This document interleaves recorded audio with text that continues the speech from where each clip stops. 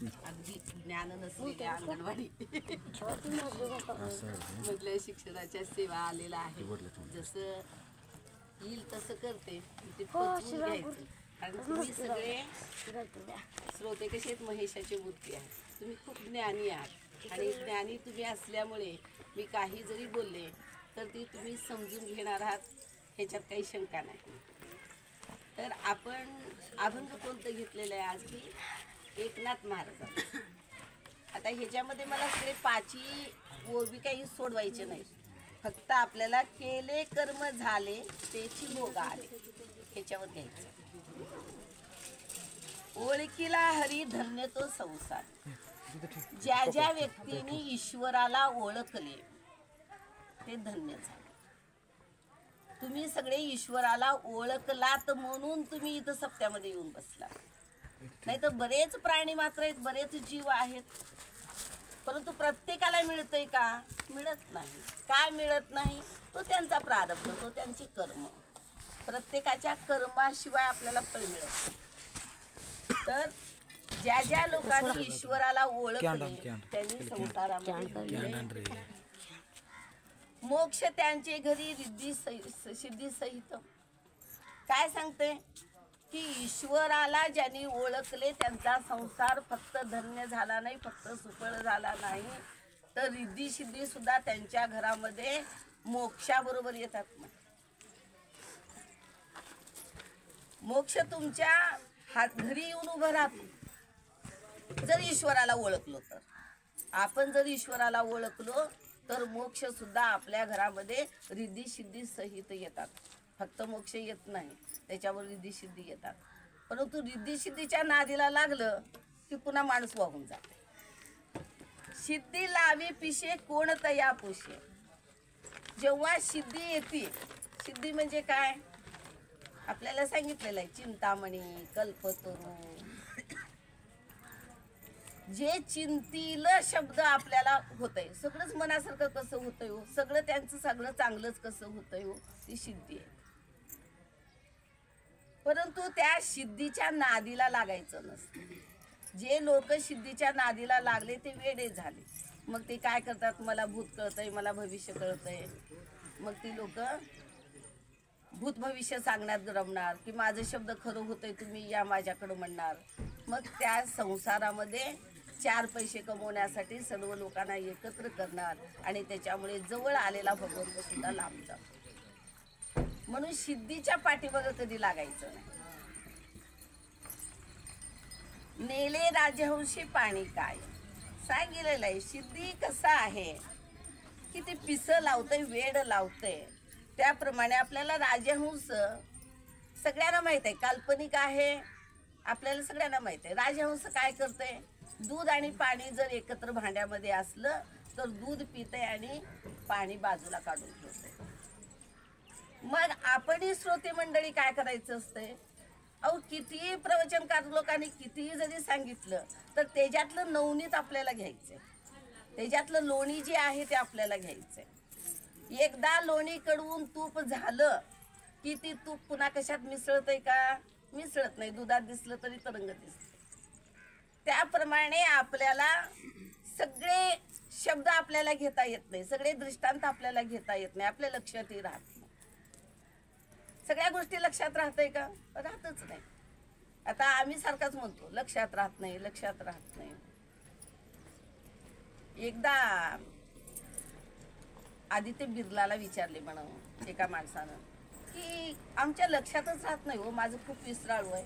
कारण मी पेन घेते 2 दिवसही टिकत नाही, लगेच हरवतंय. पेन घेते की हरवतंय, कारण माझ्या लक्षातच राहत. तेव्हा त्यांनी सांगितले म्हण 24 कॅरेट सोन्याचं पेन घ्या. तू 5,000चं घेतला असेल, 4,000चं घेतला असेल, 2,000चं, पण तू 24 कॅरेट सोन्याचं पेन घेऊन बघ. आणि त्यानं खरंच विसरतंय म्हणून सोन्याचं पेन घेतलं.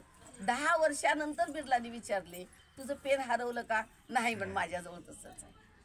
म्हणजे आपण त्या मौल्यवान आहे का नाही त्याचं बघतच नाही. आपल्या घरामध्ये बघा बघू साधे साधे गोष्टी असली की आपले पटकन हरवतात, पण एखादं मौल्यवान वस्तू जर आपल्याकडे आहे ते हरवते का? आईनं खूप आवडीनं एक पैठणी आपल्याला नेसवली, आपण कुठं तर टाकलो असं झालं नाही, त्याला आवर्जून आपण ठेवतो. म्हणजे आपला स्वभाव विसराळू नाही, आपला स्वभाव मौल्यवान वस्तू असलं तरच त्याला जपायची सवय पडली. तसा ईश्वर हा कसा आहे की मौल्यवान आहे. मग ती जसं 24 कॅरेट सोन्याला जपतो तसं आपल्याला 24 तास त्या ईश्वराला जपायचं आहे. कारण ईश्वराला जपल्याशिवाय आपल्याला काय होणार नाही.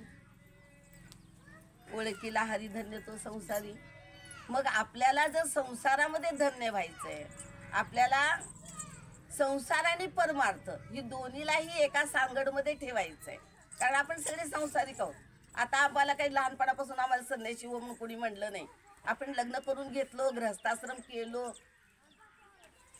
तर गृहस्थाश्रम मध्ये असल्यानंतर आपल्याला त्या संसारामध्ये आपल्याला परमार्थ साधायचा आहे. आणि परमार्थ साधण्यासाठी आपण सगळे इथं धडपड करतो. मग आता परमार्थ कसं साधायचं? काय येते करावे संदेही निर्गुण, ज्ञानाने सगुण होस केले. आता काय म्हणते बघा बघू. काय येते करावे संदेही निर्गुण. ज्याला शंका आली त्याला देव मिळत नाही. माणसाचं मन अगदी पाण्यासारखं निर्मळ पाहिजे. साधू संतांचं मन एकदम निर्मळ असतो. त्याला खरं काय खोटं काय कोण काही बोलले तर याचा त्याचाही कळत. मन निर्मळ असलं की देव सापडतो. परंतु आमच्या मनामध्ये संदेह येते, आमच्यामध्ये संकल्प विकल्प येते. काल पांडुरंगाला गेलं, आज महादेवाला जाऊ का, तिकडं पोती लावलं, इकडं स्वाध्याय आहे, पोती करू का स्वाध्याय करू, तिकडं जाऊ का इकडं जाऊ. मी माझ्याच मनाचं सांगते. माझं तर मन होत आहे, तुमचं होतंय का नाही माहित नाही. तुमचं एखादं धड असतं. तर मन जेव्हा संदेह होतंय त्यावेळी आपल्याला काय वाटतंय, निर्गुणाची सेवा करावी की सगुणाची सेवा. मग आपल्या हातातलं निर्गुणी निघून जाते आणि सगुणी निघून जाते. ज्ञान प्राप्त झालं की माणसाला फक्त सगुणाकडे बघावंच वाटत नाही, निर्गुणाकडेच बघावं. आणि निर्गुण जे आहे ते दुसऱ्याला सांगताच येत नाही. आता आपल्याला जे अनुभवाला आलं, तुम्हाला माहित आहे, मी विपश्यना करायला गेलो होती. विपश्यना म्हणजे काय, 12 दिवस आर्य मौन होतं. कुणालाही बोलायचं नाही. फक्त बोलायचं नाही, डोळ्याने सुद्धा कुणाला सूचना करायची नाही, हाताने करायचं नाही, पायानं करायचं नाही, पाय वाजून कुणाला बोलायचं नाही. 12 दिवस अजिबात बोलायचंच नाही आणि फक्त ध्यान करायचं. मग मी आता ध्यान केल्यानंतर मला ईश्वरानं काय काय बुद्धी दिलं, काय दिलं की मला न बोलता तुम्हाला सांगता येईल का? सांगता येतच नाही. मग तो निर्गुण, ती जी भक्ती होती ती निर्गुणाची होती. मग निर्गुणाची भक्ती माणसाला दुसऱ्यांना सांगता येत नाही, त्याला स्वतःलाच करून बघावं लागतं, स्वतःच अनुभव लागतं. मी जर म्हणले की मी निर्गुणाची भक्ती केले आणि मला देव भेटला, मी देवाला बोलले, माझे अनंत जन्माचे पाप गेले, असं जर मी म्हणले तर तुम्ही म्हणताल मला सांगा बघू कसं. पण तो सांगता येत नाही, तो काय करावं लागतंय, अनुभवावंच लागतंय. तसं संदेह मनामध्ये आलं की निर्गुण करू का सगुण, ज्ञानाने सगुण ओस पडले. जर तुम्हाला ज्ञान प्राप्त झाला तर तुला निर्गुण भक्ती सक्सेस होती, परंतु त्याच्यामुळे सगुण भक्ती ओस पडते. केले कर्म झाले तेची भोगा आले. आपल्याला आजच्या शब्दामध्ये एवढंच घ्यायचे, केले कर्म झाले तेची भोगा आले. आता आपण सगळ्यांना कर्म तर करावंच लागतंय. जन्माला आलेला प्राणी, मग तो जीव असल, जंतू असल, वनस्पती असल, काही असो, त्याला कर्म करावं लागतं आणि कर्म कुणालाही सुटत नाही. पण आपण जसं कर्म करतो तसं फळ मिळतं.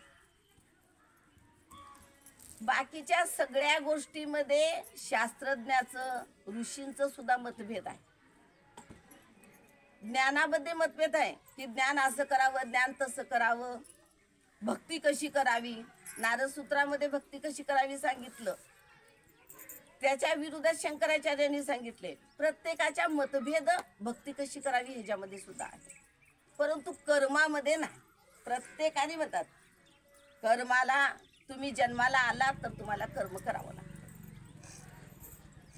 मग आपण सगळ्यांनी कर्म करतो. मग कर्म करत असताना प्रत्येकाला जसं कर्म आहे तसं फळ मिळते. काहीला ह्या जन्मात मिळेल, काहीला पुढच्या जन्मात मिळेल, काहीला ताबडतोब मिळेल, परंतु कर्माचे फळ मिळतातच. आणि कर्म करावंच लागतंय. कारण आपण काही केलो नाही म्हटले तरी आपण उठतो, आंघोळ करतो, जेवण करतो, झोपतो, ही सुद्धा कर्मच आहे आपलं. म्हणजे कर्म कुणालाही चुकत नाही, कर्म करावंच लागतंय. जन्माला आलेल्या प्राणीला कर्म करावं लागतंय. नवे नवे म्हणजे फक्त प्राण्याला नाही, माणसाला नाही, देवाला सुद्धा कर्म करावं लागतं. देह घेऊन या पृथ्वी तलावर आले की त्याला कर्म करावं लागतं. देह घेऊन माणूस जर पृथ्वी तलावर आला की त्याला आपल्याला कर्म तो करावंच लागतंय. कर्म कुणालाही सुटत नाही.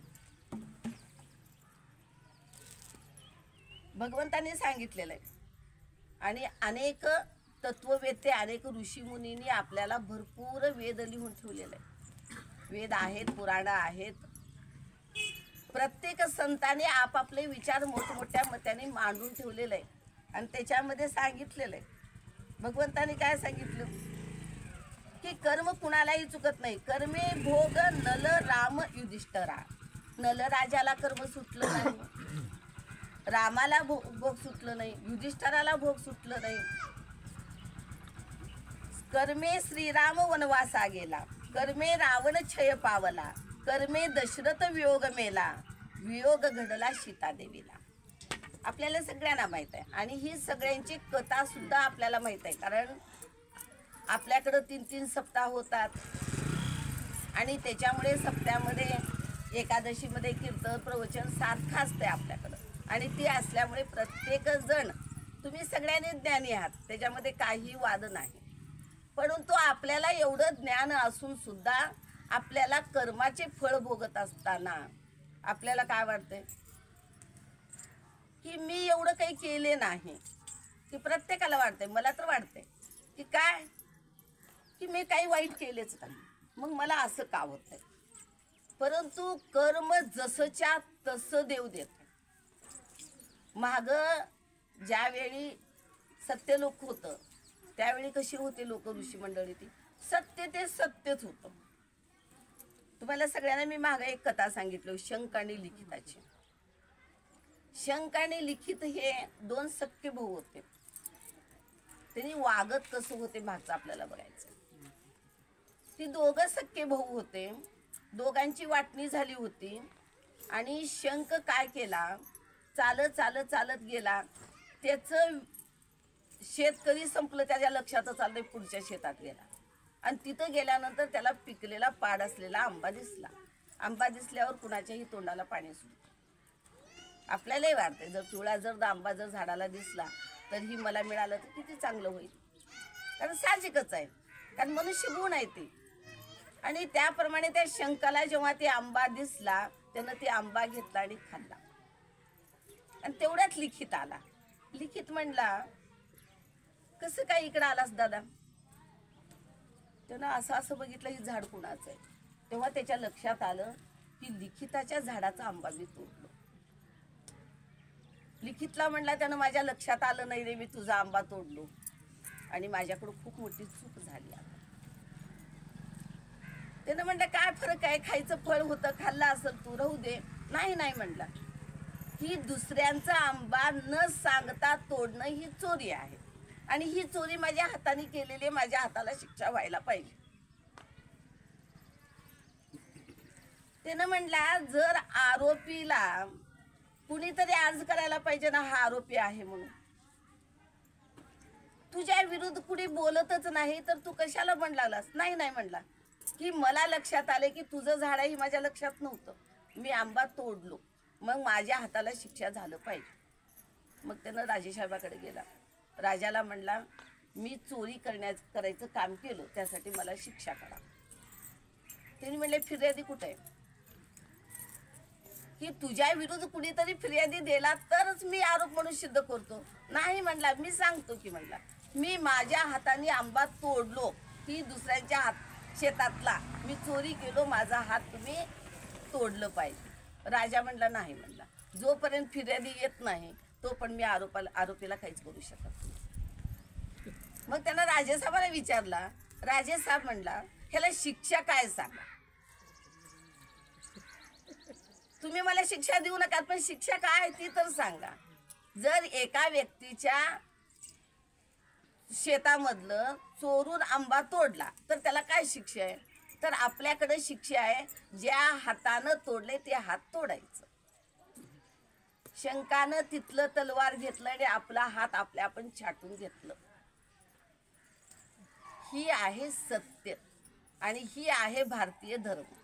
आपल्या भारतामध्ये धर्म एवढा साधा नाही. धर्म म्हणजे सत्य आहे आणि त्याच्यासाठी आपण सत्य सदा करायचं प्रयत्न करावं, खरं बोलायचं प्रयत्न करावं, खरं वागायचं प्रयत्न करावं आणि त्यावेळी आपले कर्म जे आहेत ते चांगले होतात.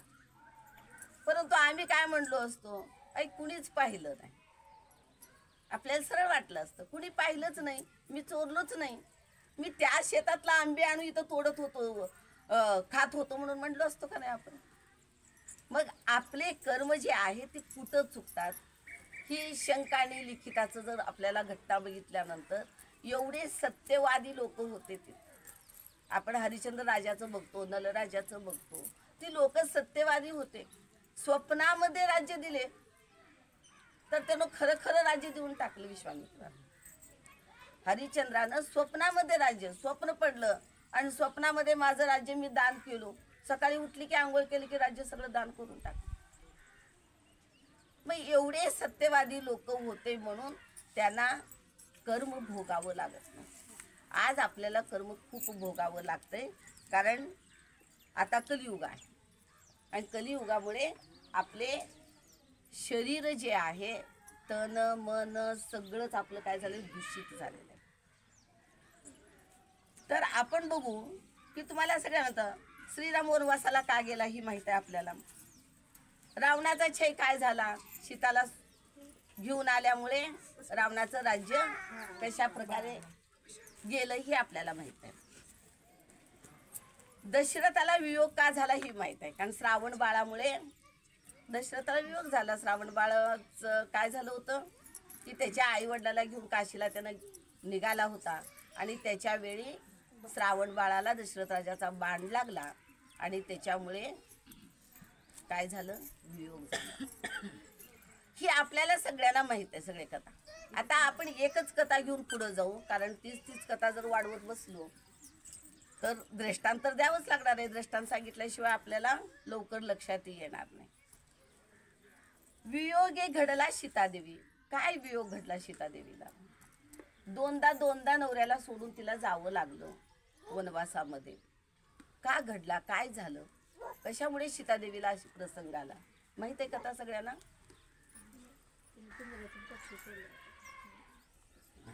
माहित आहे बघा, म्हणूनच म्हणते माझ्यापेक्षा श्रोते मंडळी खूप हुशार आहे, तुम्हाला माहितच आहे.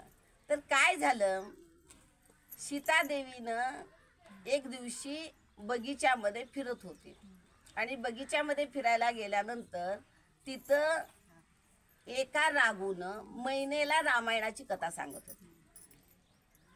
रामकथा स्वतःच्या बायकोला सांगत होता आणि ज्यावेळी स्वतःच्या बायकोला सांगत होता त्यावेळी त्याची बायको गरोदर होती. सीतेनं बघितली रामकथा किती सुंदर सांगते, प्राणी असून पक्षी आहे आणि पक्षीनं रामकथा सांगते तर किती चांगले, आपण ऐकायला पाहिजे, अशा प्रकारे सीतेला वाटू लागलं. मग सीतानं काय विचार केली, ह्या पक्षीला जर मी माझ्या घरामध्ये ठेवले तर मला दररोज रामकथा ऐकता येईल. मग तिनं राघूला सांगितली, तुम्ही जे रामकथा करता, तुम्ही जे रामकथा सांगता ती रामकथा मला ऐकायचंय आणि त्याच्यासाठी तुम्ही काय करा, आमच्या घरामध्ये राहा, तुमच्या खाण्याची पिण्याची राहण्याची सगळी सोय मी उत्तम करणार, परंतु रामकथा मला ऐकायचंय. आणि त्याच्यासाठी राघूला म्हणले, तू महिन्याला सांगतोस ना तेव्हा मी पण येते. राघू म्हटलं काही हरकत नाही, रामकथा सगळ्यांनी ऐकावं आणि तू जर रामकथा ऐकायला येत असला तर तुम्ही या राणीसाहेब, काही नाही माझं म्हणणं.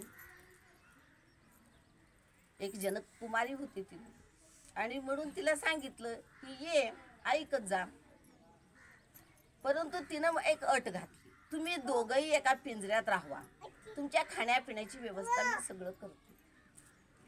राघू म्हणला ही चुकीच आहे.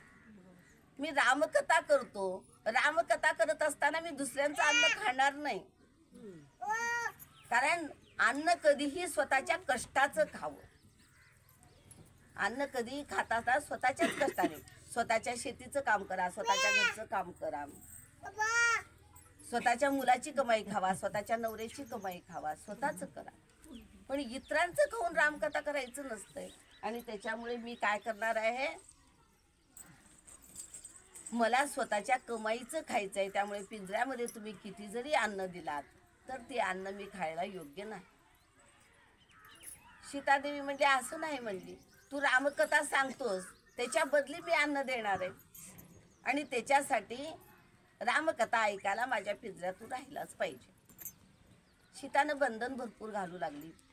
परंतु त्यानं सांगितलं, राघूनं काय म्हणला की माझी बायको गरोदर आहे, तिच्यावर योग्य संस्कार करायचे. त्या बाळावर, आमच्या बाळावर आम्हाला योग्य संस्कार करायचे आणि त्याच्यासाठी आम्हाला आमच्या कष्टाचंच खाऊ घालायचं आहे. माझ्या कष्टाचं मी जर माझ्या बायकोला खाऊ घातलो तर माझं जे संतान आहे ती कष्ट करणारे जन्मणार आहे.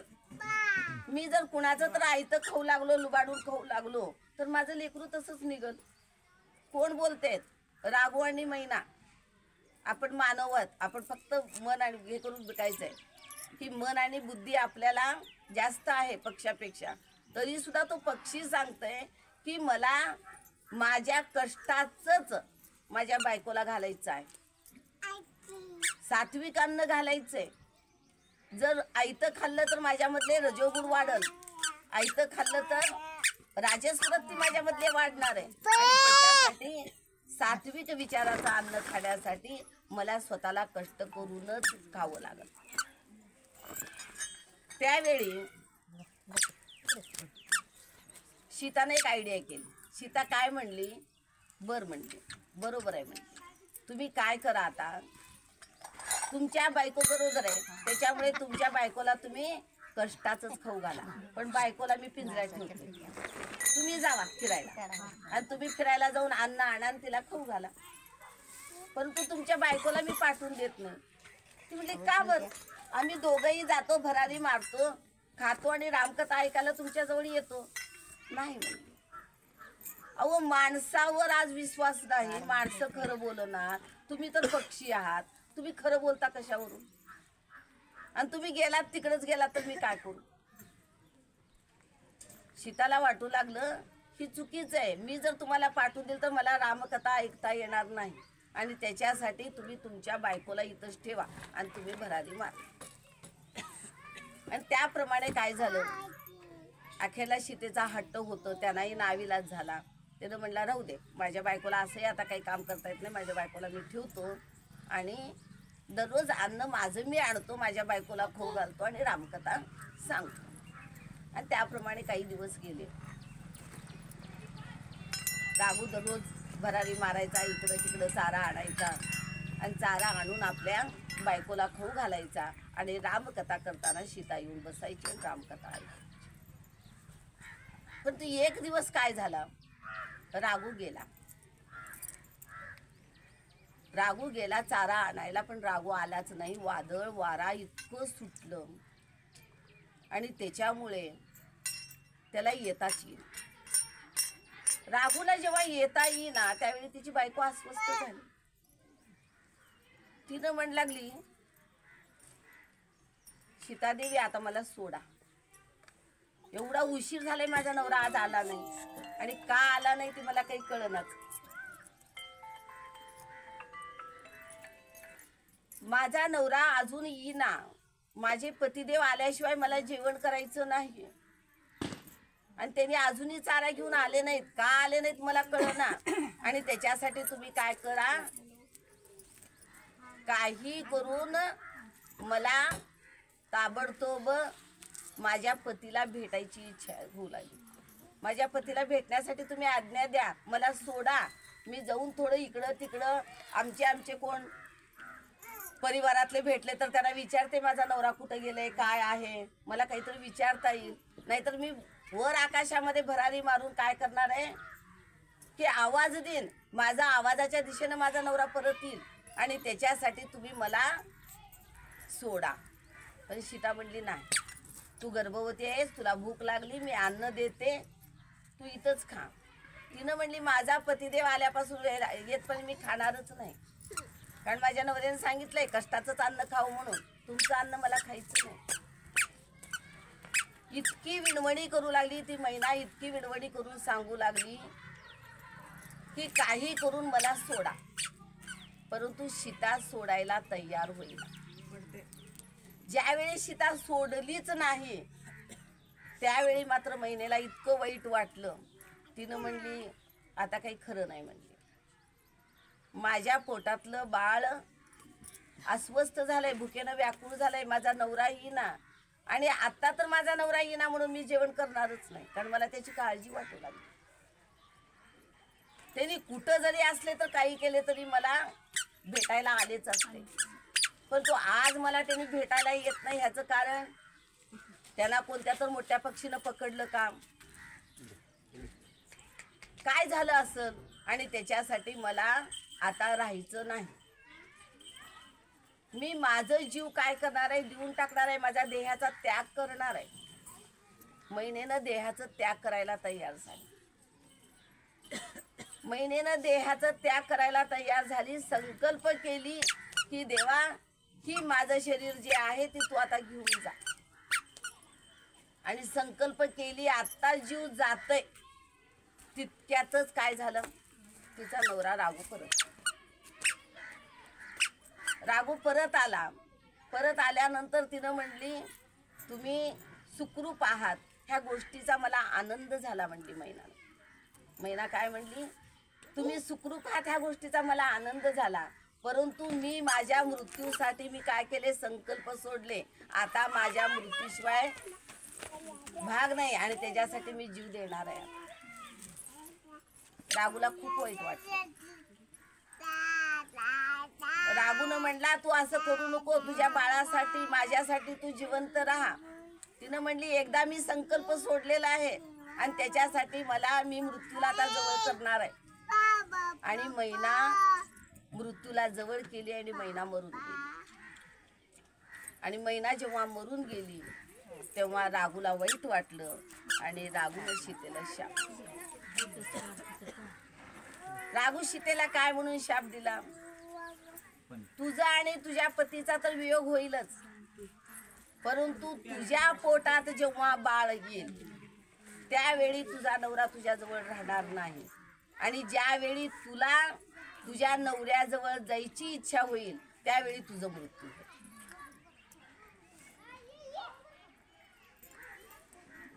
काय झालं, जसं केलं तसं कर्माचे फळ मिळाले. मग कर्माचं फळ कसं मिळालं आता बघा बघू. तिनं ज्याप्रमाणे पिंजऱ्यात ठेवली त्याप्रमाणे सीतेला रावणाच्या पिंजऱ्यात राहावं लागलं. ज्याप्रमाणे पोटामध्ये गर्भ असताना तिला वनवासाला जावं लागलं.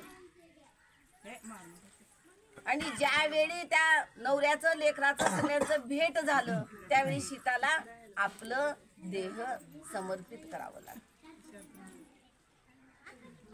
देह समर्पित का केलं की जसं कर्म झालं आपल्या हाताने तसंच भोगावं. आणि म्हणून माणसानं कर्म करत असताना सावध राहिलं पाहिजे.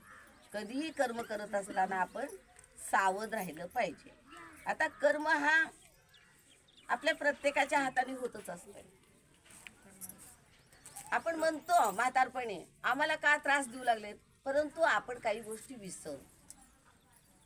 विसराळू हे माणसाचा स्वभाव आहे आणि माणसाचा स्वभाव विसराळू असावं त्याच्यात काही दुमत नाही. पण काय विसरावं ही मनाशी ठरवावं. दोन गोष्टी माणसानं विसरावं आणि दोन गोष्टी सतत ध्यानात ठेवावं. आता कोणत्या गोष्टी विसरायचं आणि कोणत्या गोष्टी आत्मसात करायचं ह्याच्यावर आपण थोडं चिंतन करू. माणसानं कधीही आपल्यावर कुणीतरी उपकार केले ती कधीही विसरायचं नाही. एखाद्या व्यक्तीनं आपल्यावर उपकार केले ती कधीही माणसानं विसरू नये.